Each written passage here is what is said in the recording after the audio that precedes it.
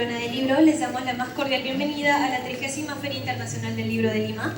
La siguiente actividad forma parte de la programación cultural del Auditorio Varela A y cuenta con la valiosa colaboración de la Fundación BBVA, a quien le agradecemos por su constante compromiso con la cultura y la promoción de la lectura. Agradecemos su presencia en la presentación de Expediente 33, que estará a cargo de Jeremy Torres Montero, Dai N. Castillo y Anthony Choi, organizada por la editorial Pandemonium. Para comenzar con la actividad, le cederé la palabra a Tania Huertas. Por favor, recibámoslos con fuertes aplausos.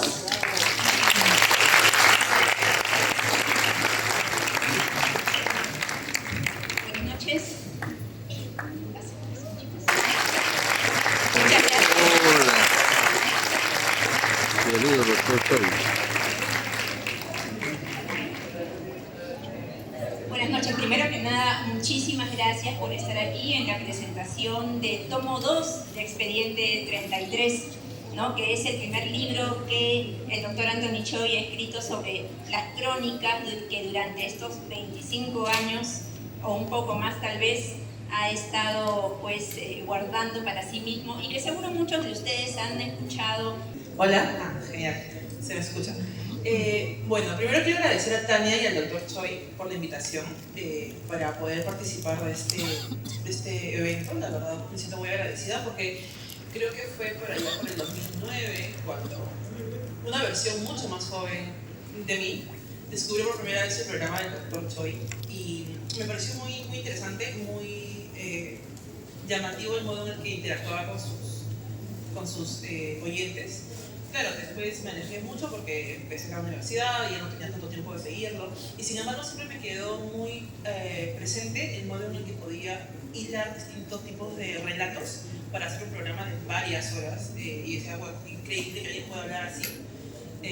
Ya después estudié historia y algunas de las historias que él contaba en esa época cuando escuchaba se me quedaron siempre de fondo y luego es con el estudio de la historia precolombina, el estudio de los mitos, el estudio de las leyendas no solamente prehispánicas, sino también coloniales y también de las leyendas en general, también en mucha literatura regional, que siempre se me hizo presente esta tradición que de hecho sigue yo hasta ahora, que es el relato oral. Y eso es algo que rescato mucho de este segundo volumen, es que leer sus relatos es básicamente como si estuvieras leyendo algo que le hubiera escrito para su programa.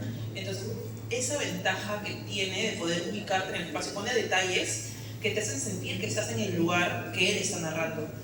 Me resultó muy entretenida la lectura. Hay especialmente 3 cuentos, o 3 relatos, mejor dicho, que fueron mis favoritos. Uno, porque el giro final es increíble, que es el que había mencionado, el de los vampiros energéticos, que también se relaciona con una experiencia que tuve de joven, entonces me resonó muchísimo y me dejó un poquito movida. Luego, el último, que es esta criatura fantástica en Guarmey, tal vez es porque me crié cerca de Guarmey, entonces por ahí también resonó un poco, y el de las cabezas voladoras, que me parece que son los 3 relatos más interesantes, completos e importantes de este libro, porque cada uno, desde diferente perspectiva, muestra no solamente un evento sobrenatural en una sociedad, digamos, costeña o urbana, digamos, pues, como puede ser Puente Piedra o Guarmey, sino que muestra cómo estos eventos afectan a la vida cotidiana de las personas, porque cuando leemos un caso, digamos, de misterio, cuando escuchamos una historia de terror, o incluso cuando leemos un cuento, digamos, de ficción, nos olvidamos a veces un poco que detrás de estas historias hay personas reales que están sufriendo, que han sufrido repercusiones de repente por un encuentro cercano o por haber visto algo que no deberían haber visto. Y creo que en ese sentido es importante la labor que ha hecho el Dr. Choi durante varios años de recoger estos testimonios, no solamente para que estos testimonios no se olviden, porque es importante no solamente a nivel de, bueno, es interesante como experiencia, sino que la historia oral es una tradición que no debe perderse, porque es a partir de esos relatos y de esos testimonios como luego los historiadores del futuro pueden investigar no solamente cómo se han visto ciertos fenómenos, sino también cómo estos han afectado socialmente, económicamente y psicológicamente a las personas. Y esto, para la historia, es fundamental. Siento que estoy haciendo un poco como un cronista de eventos sobrenaturales. Es un buen título ese, ¿eh? Crónicas de lo sobrenatural en el Perú. Eso lo hubiera puesto. Me parece, tal vez para el siguiente volumen. Sí, apuntando a eso. Entonces, es importante porque son casos reales todos y en el libro van a poder ver fotografías, nombres completos, fechas, y eso hace que la experiencia sea mucho más inmersiva y mucho más disfrutable. Bueno, eso es por mi parte la introducción. Muchas gracias. Les voy a dar el pase a Jeremy para que continúe.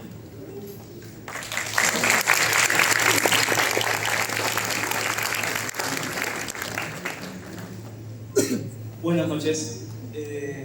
Así como Dai, también recuerdo que la primera vez que escuché sobre el Dr. Choi fue en Radio Capital, puede ser, hace muchos años, cuando pasaban estos casos de cosas que le pasaban a la gente en su cotidianidad, ¿no? Era un hombre que iba al trabajo, ¿no? Como cualquier otro día, cruzaba la calle equivocada y de pronto habían pasado 20, 30 años y al regresar su vida era otra, si es que la tenía.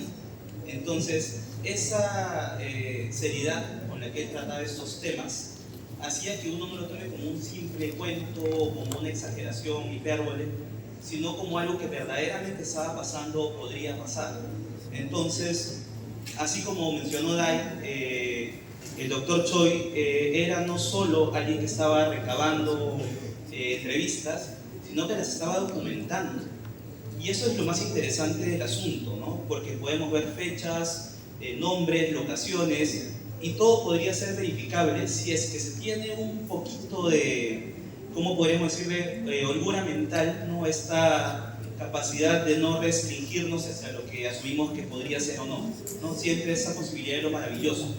Entonces, desde el punto de vista de la anécdota, ¿no? Es curioso, pero desde el punto de vista literario es bien interesante, porque es una chamba de años. O sea, lo que ha logrado, lo que ha construido no es gratuito, ¿no? Es a punta de, me imagino que se ha tenido que ganar un par de gente que lo ha subestimado quizá incluso, ¿no? Y ese temple que ha tenido, ¿no? Para demostrar, justificar, investigar, es lo que finalmente vemos reflejado en estos tomos, ¿no? Esos 3 tomos, hay uno futuro que sale en noviembre, esas 33 historias, ¿no? que involucran a gente de Lima, la Lima metropolitana, la Lima de la periferia, pueblos, ¿no? Pueblos que tienen no solo pictóricamente el tema del alienígena como una figura turística, como en Chilca podríamos decir, sino que es parte de su idiosincrasia y parte de su historia. Entonces, al leer este libro, ¿no? Uno entiende que el trabajo que hace el Dr. Choi es un trabajo mesurado. O sea, no lo hace por la espectacularidad de, mira, hay un fantasma por aquí, por allá, hay un chupacabra por aquí, por allá. No, viene de esta necesidad de ver la problemática de estos lugares en los que está aconteciendo. Y desde ello, ¿no? Articular el relato o la crónica, como bien mencionó Dai. Y esto es como una pequeña introducción, voy a tratar de ser un poco más breve, para no irme hacia tan lo técnico. Pero hay mucha similitud en esta tradición criptozoológica, de fechas temporales, ufología y etcétera, con la tradición norteamericana, ¿no? Nosotros vemos muchas veces que los norteamericanos tienen como milestones, o sea, como lugares durante todos sus viajes por carretera, en lo que dicen el avistamiento del Sasquatch o avistamiento de tal cosa, y para ellos es parte de su cultura. O sea, por más que nos parezca un poco, no sé, infantil o superfluo, para ellos el tema del mito está directamente relacionado al sueño americano. Entonces, dentro de estos relatos, estos 11 que forman parte del segundo título, hay ciertas comparativas que tengo que leer, porque esta parte sí es un poquito más exacta. Y por ejemplo, ¿no? Sin mucho spoiler, solo yéndonos hacia el bloque, digamos, el primer bloque, ¿no? Que es el de la premisa de la mimetización, ¿no? Esto parte de que estos seres sobrenaturales, criptozoológicos o viajeros temporales habitan con nosotros, están en el día a día, ¿no? O sea, podría ser una persona que conocimos en este momento y luego el siguiente resulta que es otro ser, ¿no? Otro ente. Y al verlo, ¿no? Esa suspensión de la realidad se quiebra y aceptar, ¿no? que dentro de la vida cotidiana pasó eso, ¿no? O sea, ¿cómo enfrentar esto? ¿Cómo decirlo sin sonar como un loco? Entonces, es a raíz de eso, de esta premisa de la memetización, que se entiende el quiebre de la realidad y se asume que cualquier persona podría ser reemplazada, podría ser olvidada, podría ser incluso alguien con quien hemos compartido un montón de momentos de nuestra vida, ser algo que no considerábamos que era, ¿no? O sea, por no decir que no era humano. Esa, digamos, sería la primera premisa del relato, ¿no? O sea, entender que habitamos con ellos, no es que estén fuera, ¿no? como lo del tema de Fermi, sino que es algo más cotidiano.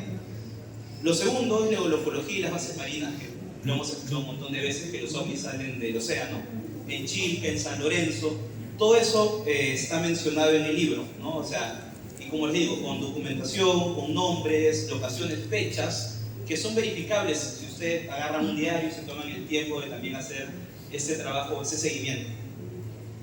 Está, por ejemplo, el testimonio de Julio Burga, ¿no? Que fue abducido, que se parece mucho a lo que investigó Iván T. Sanderson sobre el Vortex Area, que podría ser como el Triángulo de las Bermudas, ¿no? Esos espacios donde aparentemente son, digamos, unas pistas de aterrizaje galácticas.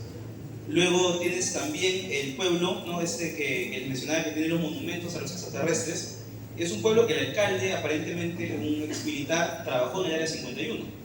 Entonces, y es un hombre, o sea, un militar preparado que te dice o te sugiere cosas, ¿no? que podrían estar un poquito más allá del entendimiento y que coincide con los archivos que liberaron en el Pentágono hace poco. O sea, la narrativa de ese entonces, que hablemos de hace cuántos años, unos 20, 30 años, ¿no? Unos 40 años, coincide con lo que está liberando Pentágono, Washington, y ves que esto que decía no era solo palabrería, eran cosas constatables, ¿no? Obviamente con el tiempo. Y lo último que podríamos hablar, como decía, son las anomalías temporales, y tenemos el caso, creo que más emblemático sería el de Quique, ¿no? Que de un momento a otro pasó esta brecha temporal y lo comentó, lo explicó, lo conversó, y era una persona que lo defendía fehacientemente. Entonces, ¿cómo no creer, ¿no? Esto que podría ser fantástico si creemos en otras cosas que son fantásticas también? Entonces, este libro es eso, ¿no? Es un reflejo de una época, es información que ya se está verificando, es quizá información que más adelante pueda confirmarse, y es un trabajo de años, ¿no? Es un trabajo que ha hecho a pulso, y no solo es un relato fantástico, es una crónica, como bien decía Dai. Y con eso quiero finalizar mi intervención, ¿no? Felicitarlo, agradecerle por tomarse el tiempo, ¿no? De hacer esto. Y hay mucha gente joven que ahora lo está siguiendo en TikTok, en redes, pero si ve parte desde un punto inicial. En este caso también tenemos al padre de la filosofía que lo menciona en el relato de la Yacumama, ¿no? Que es importante también. Y eso, gracias por eso.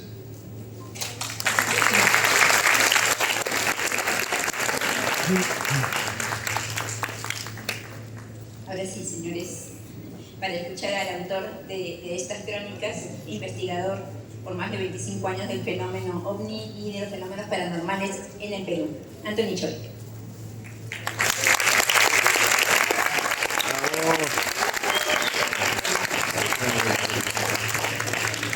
Bien, muy buenas noches.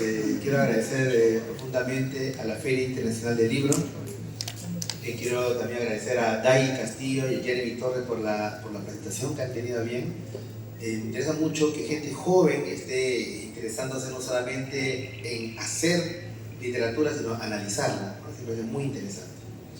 Y como no, agradecer a mi familia que está aquí presente, y también especialmente a Tania, de Editorial Pandemonium, que fue la que de una manera se ha complementado en este trabajo que yo tenía de publicar, porque lo que yo quería era publicar, pero publicar bien. O sea que yo siempre he pensado que el libro es un objeto artístico y las modalidades actuales son de hacer todo por internet, publicar a través de Amazon. No, yo quería tener un libro, tocarlo, olerlo. Ese es algo, verlo, es algo que no tiene comparación. Por eso que la lectura virtual o la literatura virtual Y no solamente porque soy de los 80, sino creo que este no es el camino. Bien. Sí. Yo, en el año 2024, me había dado cuenta que era conocido como conductor de programas en cuales podía expresar mis investigaciones. Me decían el locutor Anthony Choi. Y yo decía, ¿por qué empecé esto? ¿No? ¿Por qué empecé este camino?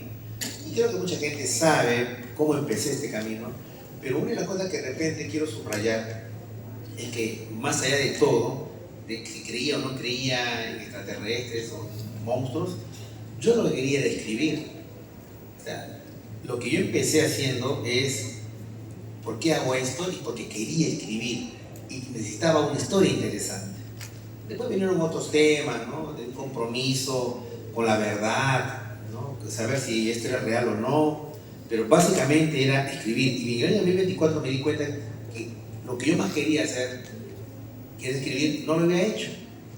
Había investigado todo el Perú, había abierto diferentes misterios. Primero fue los misterios religiosos, es una cosa que no se sabe, que no saben, que yo lo primero que hice fue visitar las iglesias donde había fenómenos religiosos, sanaciones, la misa de sanación. Y a mí siempre me ha conmovido ese aspecto de la espiritualidad, ¿no? Y eso me llevó luego al tema de las regresiones a vidas pasadas, que aprendí a hacerlas, y las hago desde mis 5 años y he parado hace 2 meses. Y la regresión me llevó al tema OVNI, cuando una vecina, una amiga de la familia me pidió que le haga una regresión, y lo que salió no fue recordar si ella fue Mapocapa o Mamá Hoyo, ¿no? Fue que ella recordó un secuestro extraterrestre, y eso a mí me sorprendió. Eso fue el inicio del investigar el fenómeno OVNI. Luego vino el tema de que me convocaran a la Escuela de Guerra de la Fuerza Aérea, a la Fuerza Aérea en general, para ser investigador de la UIFA, que era la oficina OVNI de la Fuerza Aérea. Luego me volví investigador y conferencista internacional, en invitaciones a Rusia, Estados Unidos, a Brasil, etc. Y luego vino el programa de Radio Capital Viaje a otra dimensión, que yo creo que fue para mí un evento parteaguas, porque fue un antes y un después de mi vida. Yo no pensaba ser mediático en el sentido de que mi información llegara a masas, ¿no? Yo lo que hacía siempre, como todo investigador, investigaba de manera discreta y tratando de llegar a la verdad de las cosas. Pero esto me dio una perspectiva diferente, porque entrar a trabajar en Radio Capital y luego en RPP y luego los dos, llegar antes de la pandemia a hacer 4 horas diarias de programa, 4 horas diarias de lunes a viernes, me dio una perspectiva diferente de entender que lo que era mi interés en realidad era un tema de mucho más amplio y que tiene que ver mucho con el Perú. Y ahora yo sé que quizás el misterio, en cualquiera de sus variantes, ya sea en el tema extraterrestre, en el tema paranormal, en el tema de los misterios arqueológicos, en el tema de la criptozoología, el Perú tiene un gran bagaje de información, mucho más que muchos países. Yo siempre dije que el Perú era un paraíso de otros mundos, y yo siempre repito la frase un poco acuñada, de que si bien el sabio Antonio Raimondi decía que el Perú es un mendigo sentado en un banco de oro, yo creo que más bien es un ciego milenario sentado en un baúl lleno de maravillas y misterios. O sea que no sabemos lo que tenemos, y lo que tenemos es algo increíble, y siempre repito la misma metáfora, ¿no? El mismo argumento, que cuando hace unos años atrás se reunió un grupo de publicistas para una disposición del gobierno de crear un símbolo que identificara al Perú con sus grandezas y miserias, un ícono que de una manera representara al Perú hecho de sumas y restas, algo que nos representara, ¿no? Y como siempre digo, no escogieron pues dentro del boom gastronómico que vivimos, siendo la primera culinaria del mundo, que duda cabe, más allá de la comida mexicana, según dijeron por aquí. Ah, ya, te no he dicho nada. La primera comida del mundo, la primera culinaria del mundo. Pero curiosamente no se escogió como marca Perú, marca país, ni un sancochado, ni un chiliucho del Cusco, ni una pachamanca, ¿no? Tampoco se escogió nuestra riqueza arqueológica, ¿no? Las 7 maravillas del mundo, Machu Picchu. No pusieron un porqué de Machu Picchu, ni de Caral, ni de Cuela. Si ustedes asocian o ven la marca Perú, ¿a qué les asocia, amigos? ¿Y la gente por qué interesa la línea de Nazca? Seguramente los extranjeros o las nacionales que van a la línea de Nazca, algunos irán por un interés estrictamente arqueológico, ¿no? ¿En qué años surgió la civilización Nazca? Pero la mayoría no va por eso, seamos sinceros. La mayoría va porque quiere saber cómo diantre pudo ser algo que solamente puede ser visto desde el aire en una época que no había aviones. ¿Cómo es posible que sobrevivan estas líneas en medio del desierto, la Pampa de San José, con el fenómeno eólico más fuerte y más intenso de la costa, que es el viento Paraca, y no se borra? Por último, ¿quién hizo la línea de Nazca? ¿Por qué hay ese cálculo tan exacto desde el punto de vista astronómico de calcular muchas de las medidas y la posición de la línea de Nazca en coordinación con los astros? En una época seguramente que no tenía ni el conocimiento ni los instrumentos. Entonces, la línea de Nazca significa misterio. Y por lo tanto, nuestro ícono que nos representa como el país es el misterio. Eso es lo que tenemos nosotros. Y entonces yo lo que era una curiosidad, un interés científico personal, se va volviendo como una especie de cruzada de integrar el misterio a la identidad nacional. O sea que no solamente somos un país milenario con gastronomía, riqueza mineral, pesquera, sino mucho de lo que nos define como peruanos es el misterio. Sino que duda cabe de más del 75% del territorio nacional son avistamientos ovni. O la cantidad de seres mágicos que hay en el Perú, mucho más que cualquier país europeo, porque puede hablar de duendes, gigantes, brujas. Acá tenemos más de 660 seres mágicos catalogados por la antropología, por la sociología. Yacurunas, yacumamas, pistacos, carcachas, duendes, maquis, es infinidad de cosas. Y entonces yo decidí que esto fuera en ese sentido, que tenía la oportunidad de tener una fuente inagotable de conocimiento de estos temas. Porque generalmente los investigadores lo que necesitan son casos. Imagínense, yo cada vez que me sentaba en un programa me llegaban de 8 a 10 casos por programa, habiendo respondido más de 18.000 llamadas telefónicas. Entonces me di cuenta sin querer que estaba acumulando una información muy potente, muy importante, que quizás va a ser uno de mis legados, ¿no? Cuando yo ya no esté. Mucha gente después analizará los programas, las llamadas, que nos define como humanos y sobre todo nos define como peruanos. Entonces, si ustedes me permiten, me gustaría leerles rápidamente cuáles son los 11 casos que están en el expediente 33, ¿no? Que algunos de ellos ya Jeremy lo comentó, también Dai dijo algunos de sus preferidos. Me gustaría rápidamente contarles de qué son los casos que estamos incluyendo aquí.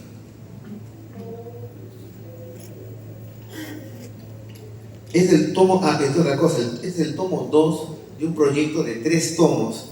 El primero, ya saben, expediente 33, Crónicas del Imposible, que también están 42 de patrimonio, todavía hay un grupo, creo que quedan 20 o 30. Es el tomo 2, que es el expediente 33, Umbrales de lo Desconocido. Y luego viene el tomo 3, que Dios mediante lo estamos escribiendo y lo lanzaremos para noviembre en la Feria de Ricardo Palma. A ver, ¿cuáles son los casos? Camuflados entre nosotros, el encuentro de Cachi trata acerca de una experiencia que vivió un joven Licey que vivía en la urbanización Papa León, muy cerca de Chilca, que conoció a 2 personajes extraordinarios que son totalmente desconocidos, pero que yo me parece que más adelante voy a sacar libros sobre ellos, que es la familia Acherbo, en los cuales en la década de los 80 ellos reunían a un 74, 75, reunían en su casa de Papa León a un grupo selecto de empresarios, militares, jóvenes universitarios como Alan García y Jorge del Castillo a tener encuentro extraterrestre. La información que hubo ahí fue impresionante, y en ese grupo estaba este joven Issei Kashi, que tuvo una experiencia cuando la primera vez que fue a la playa de Chica, vieron salir una luz del mar que luego se convirtió en un auto, y no era un auto anfibio, ¿no? Era un auto que salió del mar, y luego ahí Kashi tuvo un encuentro con sus pasajeros o con sus conductores, que no eran humanos. Esta historia la publiqué porque la enseñanza que hay detrás de todo esto, después ustedes la van a leer seguramente, es lo que decía Enrico Fermi, y que justamente Jeremy lo citó. Enrico Fermi, un físico italiano que ganó el premio Nobel, desarrolló la paradoja de Fermi. ¿Qué dice la paradoja de Fermi? Si ellos existen, o sea, si los extraterrestres existen, ¿dónde están? ¿No los veo? ¿Dónde están? Entonces, si uno lee esta historia, lo que le pasó a Kashi, y como le digo, yo desarrollo el género de crónicas, o sea, relatos que tratan de acercarse lo más posible a la verdad, o ser una copia de la verdad, por eso que pongo muchas fechas, nombres, etc. Lo que dice este relato es que simplemente ellos están camuflados, están entre nosotros camuflados. Y no me extrañaría que estuvieran aquí en este momento. Así que si hay un extraterrestre por ahí, por favor, que hace la mano para conversar con él. Ah, ya lo sospechaba, ya, por los muñecos. Yo creo que tu muñeco es el verdadero yo, como dice Jeremy. ¿Quién maneja a quién? Sí. De Vampiros y Hombres Lobo es un relato que tiene que ver con una pregunta que yo siempre pensaba. He investigado de todo y nunca he estudiado un vampiro en el Perú ni un hombre lobo en el Perú. Nunca. Bueno, entonces nunca creo que se dio respuesta cuando llegó a mis manos el caso de que se investigó un hombre lobo en el sur del Perú, y que es un caso extraordinario, pues totalmente real, no solamente porque yo entrevisté a los testigos, que eran de 13 pescadores que fueron testigos, entrevisté a 3, sino porque hace muy poco, hace un mes y medio, se me acercó un empresario que por casualidad pasaba por esa playa del sur de Lima, al sur de Lima, y fueron testigos de lo mismo. No puedo decir el nombre de los empresarios, pero entre ellos estaba un conocidísimo empresario de medios de comunicación que fue testigo de este tema. Hombres lobo, licantropía, nahualismo, llámelo como sea. Y en el caso de vampiros también investigó un caso de una secta que se reunía en Miraflores para intercambiar técnicas de cómo hacer vampirismo energético. Y eso es lo que yo cuento aquí, lo que viví y cómo uno de estos seres se me presentó directamente. En el tercer capítulo, El espectro asesino de Puente Benavides, trata acerca de un caso que está ocurriendo aquí, muy cerca del Puente Benavides, en el cual muchos taxistas han sido testigos de que al momento que bajan personas que vienen del sur, aparece una extraña muchacha, misteriosa muchacha muy joven, vestida de negro, y que muy dulcemente los agarra a los hombres, o mujeres también, que bajan en ese paradero, y los va conduciendo dulcemente, amablemente, al centro de la pista. ¿Para qué?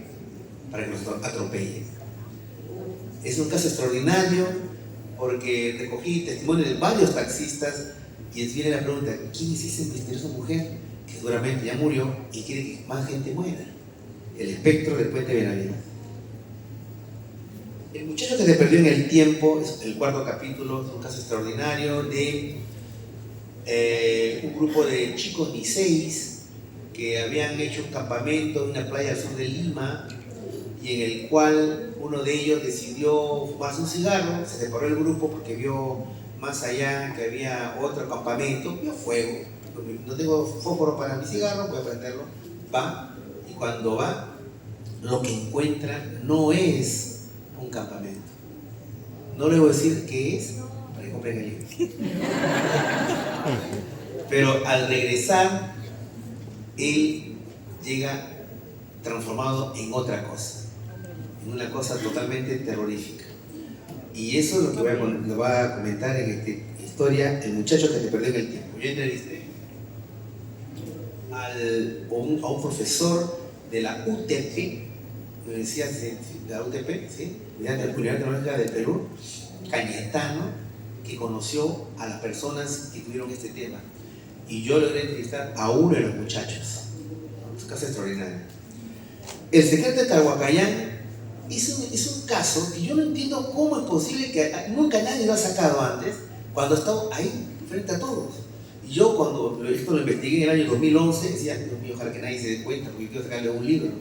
Han pasado 2011, 2022, casi más de 13, 15 años. Y nadie se dio cuenta, es cosa extraordinaria.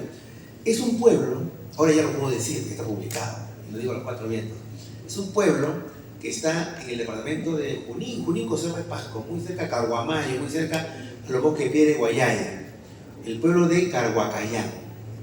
¿Qué tiene de raro este pueblo? Resulta que este pueblo está dedicado íntegramente al tema OVNI. O sea, la Plaza de Armas no tiene a Miguel Grau, a Bolognesi ni a Cáceres. Tiene en la Plaza de Armas un ovni gigante acompañado de varios ovnis. Ellos han construido no un coliseo, sino han construido un coliseo del tamaño de 60 metros en forma de platillo volador. Las calles del pueblo de Carhuacayán, algunas, no todas, ¿no?, están con dibujos en las pistas. ¿Estos dibujos qué representan? Creo que tengo una llamada de Ganímedes. Bueno, sigo. ¿Qué representan las pistas? Los famosos agrogramas o agroglifos de Inglaterra. Ahora, ¿quién hizo esa locura? ¿Qué es lo que ha pasado? Es que este pueblo tiene avistamientos ovni y la clave está en el alcalde, en lo que él vivió cuando era un muchacho contratado por empresa norteamericana que necesitaba ganaderos peruanos para que vayan a las alturas de los campos norteamericanos, más de 3.500 metros. Ni un gringo quería ir ahí, se contrataban peruanos de Huancavelica, de Ayacucho, de Cerro de Pasco, para que sean ganaderos. Y este fue uno de ellos. Este chico obtuvo la ciudadanía, se metió luego al ejército norteamericano, y el ejército norteamericano no le mantuvieron una primera misión. ¿Cuál es? Vigilar una base norteamericana, porque él es de la Fuerza Aérea, no era de la Fuerza Aérea norteamericana. ¿A qué no saben qué base era? El Área 51. Lo que vivió él ahí es que motivó lo que él hizo en el pueblo de Carhuacayán. La bestia negra de Pucallpa es otro capítulo del libro en el cual yo hago un homenaje a quien yo considero el padre de la criptozoología peruana. La criptozoología es la disciplina que estudia los monstruos, ¿no? O sea, en Estados Unidos, por ejemplo, el Sasquatch, el pie grande, el abominable hombre de las nieves, el Yeti, el Himalaya. Y ustedes saben que existen monstruos en el Perú. Peter Hawking se llamaba ese señor. Yo le llamo le hago un homenaje, el padre de la criptozoología en el Perú. Un hombre que siempre tenía una posición de no ser público, perfil bajo.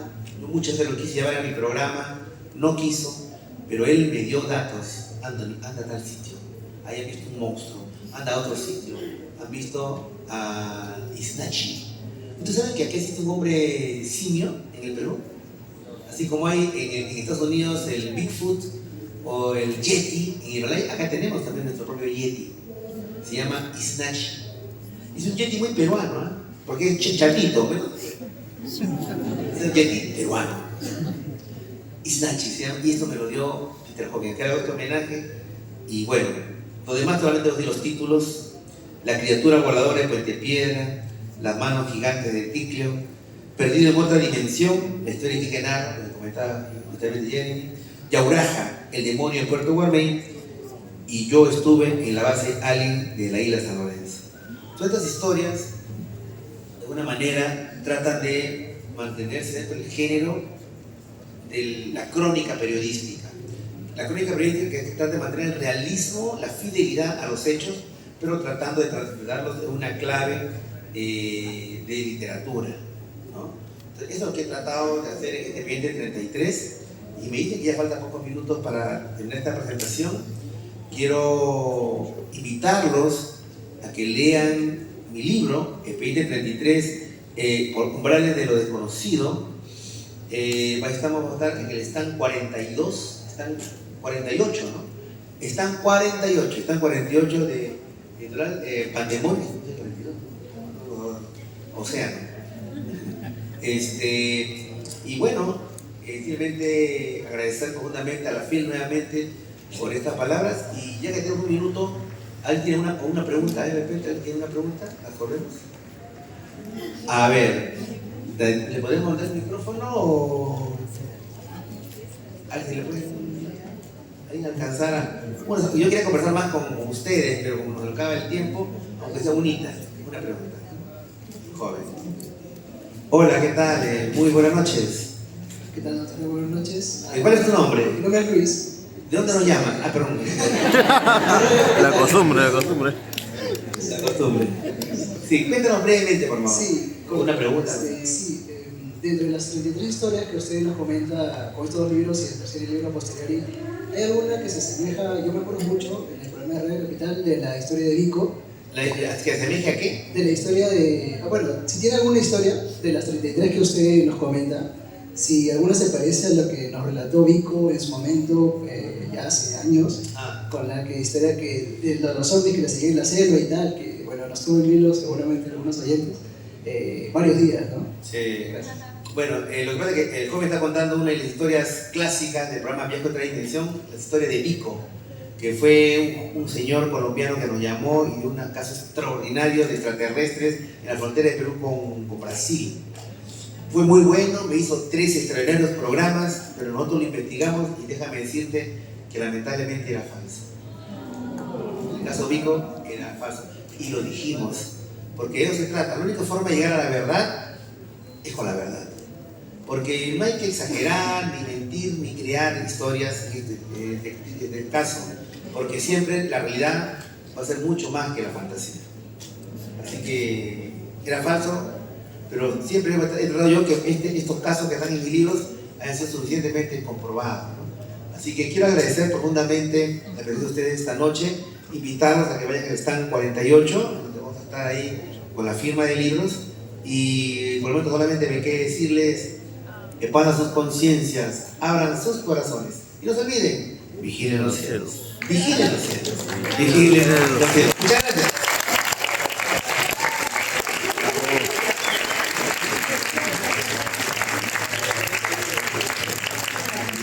Muchas gracias una vez más por su asistencia, y los esperamos en el stand 48 de Pandemonio Editorial para que adquieran los libros y tengan la firma de autor. Gracias. Listo.